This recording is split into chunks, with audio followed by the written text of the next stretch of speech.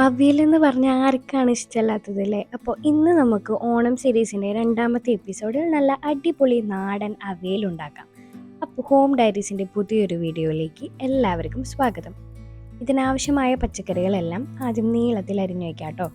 ഇവിടെ ഞാൻ എടുത്തിരിക്കുന്നത് 100 ഗ്രാം ചേന, വെള്ളരിക്ക 125 ഗ്രാം, ബീൻസ് 75 ഗ്രാം, പച്ചപ്പയർ 75 ഗ്രാം, 2 മുരിങ്ങയ്ക്ക, പച്ചക്കായ 100 ഗ്രാം, ക്യാരറ്റ് 75 ഗ്രാം, പപ്പായ 100 ഗ്രാം എന്നിവയാണ്.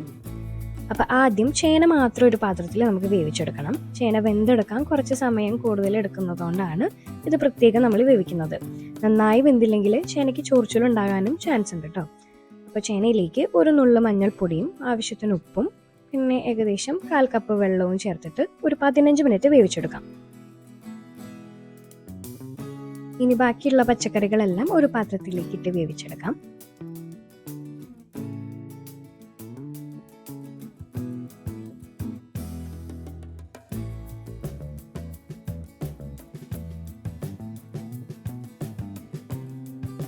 ഇതിലേക്ക് 1/2 കപ്പ് പ്ലസ് 2 ടേബിൾ സ്പൂൺ വെള്ളമാണ് ചേർത്ത് കൊടുക്കുന്നത്. ആവശ്യത്തിന് ഉപ്പ്, 1/4 ടീസ്പൂൺ മഞ്ഞൾപ്പൊടി, നിങ്ങൾക്ക് ആവശ്യമെങ്കിൽ ഈ സമയത്ത് മുളക് പൊടിയും ചേർക്കാവുന്നതാണ്. ഇനി ഇതെല്ലാം ഒന്ന് ഇളക്കിയ ശേഷം മൂടി വെച്ചിട്ട് പച്ചക്കറികൾ ഏകദേശം 15 മിനിറ്റ് നന്നായി വേവിച്ചെടുക്കണം. അപ്പോൾ ഇതിൽ നിന്ന് തന്നെ കുറച്ച് വെള്ളം ഇറങ്ങി വരും, അതുകൊണ്ട് അധികം വെള്ളം ചേർക്കേണ്ട ആവശ്യമില്ല കേട്ടോ. ഇനി നമുക്ക് അവിയലിൻ്റെ ഏറ്റവും മെയിനായിട്ടുള്ള തേങ്ങ അരപ്പ് തയ്യാറാക്കാം. അതൊരു മിക്സിയുടെ ജാറിലേക്ക് 1/4 കപ്പ് തേങ്ങ, ചെറിയ ഉള്ളി ഏകദേശം 2 എണ്ണം, വലുതാണെങ്കിൽ 2 എണ്ണം മതിയായിരിക്കും. എരിവിനനുസരിച്ചിട്ട് പച്ചമുളക്, ഞാനിവിടെ ഒരു 3 തൊട്ട് 4 വരെ പച്ചമുളക് എടുത്തിട്ടുണ്ട്. 1/4 ടീസ്പൂൺ ജീരകം എന്നിവ ചേർത്ത് കൊടുക്കാം. ഇതിലേക്ക് വെള്ളം ചേർക്കേണ്ട, ഒന്ന് പൾസ് ചെയ്തിട്ട് അരച്ചെടുക്കാം. അപ്പോഴേക്കും നമ്മുടെ പച്ചക്കറികളെല്ലാം നന്നായി വെന്ത് വന്നിട്ടുണ്ട്. വെള്ളവും ഏകദേശം നന്നായിട്ട് വറ്റി വന്നിട്ടുണ്ട്. ഇനി ഇതിലേക്ക് വേവിച്ച് വെച്ചിട്ടുള്ള ചേന ചേർത്ത് കൊടുക്കുക. ആവശ്യമുണ്ടെങ്കിൽ മാത്രം 1-2 ടേബിൾ സ്പൂൺ വെള്ളം ചേർത്ത് കൊടുക്കുക കേട്ടോ. കൂടുതൽ വെള്ളം ചേർക്കാൻ പാടില്ല.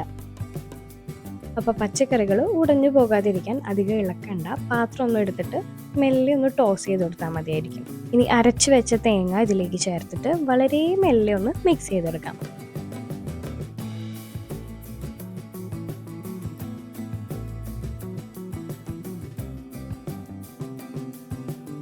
ഇതിലേക്ക് 1 കപ്പ് പുളിയുള്ള തൈര് ചേർക്കണം. ഞാനിവിടെ നന്ദിനി എന്ന് പറഞ്ഞ ബ്രാൻഡിൻ്റെ തൈരാണ് യൂസ് ചെയ്തിട്ടുള്ളത്. ഇതിന് അത്യാവശ്യം പുളിയുള്ളൊരു തൈരാണ് കേട്ടോ.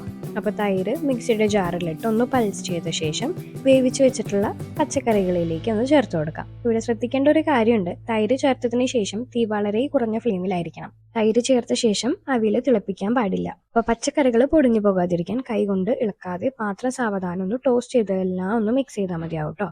അങ്ങനെ നമ്മുടെ അടിപൊളി നാടൻ അവിയൽ റെഡി ആയിട്ടുണ്ട്. അവസാനം കുറച്ച് വെളിച്ചെണ്ണ കൂടി മുകളിൽ ഒഴിച്ചു കൊടുക്കാം. ഇതോടെ നമ്മുടെ ഓണസദ്യയിൽ കിടിലൻ അവിയൽ റെഡി ആയി കഴിഞ്ഞു.